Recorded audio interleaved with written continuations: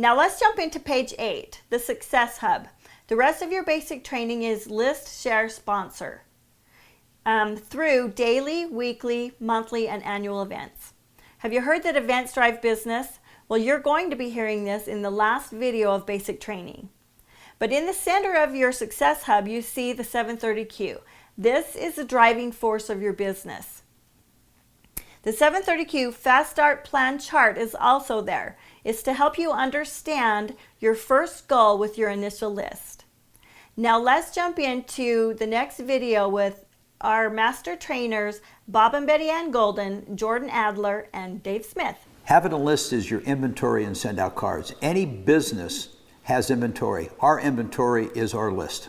The people you want to have on that list are your friends, your family, people you meet every day, anywhere you go, and you keep adding to your list. The reason it's important to have a written list is because we forget things. I mean, how many times has someone popped into your mind, somebody that you thought about calling, and then the next day you can't think of who it was? It's so important to write your list down.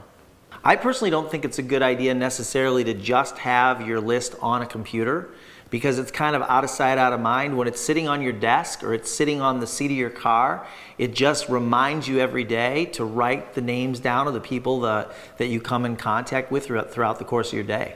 One of the things Lori and I have people think about when they're writing their first list, when they first join the company and they're writing their first list, is this.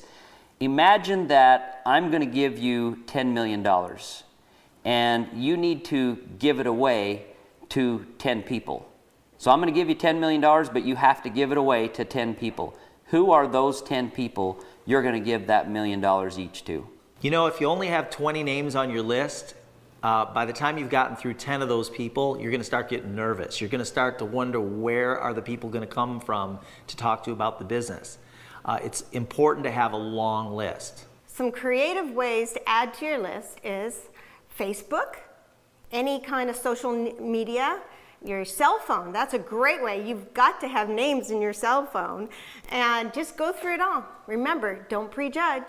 Most people say that they don't know that many people, and the reality is, by the time you take the friends on your friend list in Facebook, as well as the contacts that are in your cell phone, you're going to find that you probably know 300 or 400 people at least by their first name. I read a statistic one time in a book that says that the average person knows 250 people that would either attend their funeral or go to their wedding. Those are the people you want to have on your list. Your memory jogger is what you use to think about people to put on your list. And there's many different occupations and examples of professions on there, and ideas for ways to think about people in your life. For example, who do you know that runs a nail salon? Who do you know that does hair? Who do you know that is an accountant? Who do you know that owns a business? Who do you know that hates their job? And so when you go through your memory jogger on page 10, it'll give you lots of ideas, and I highly recommend taking time to write out your list. How long should your list be?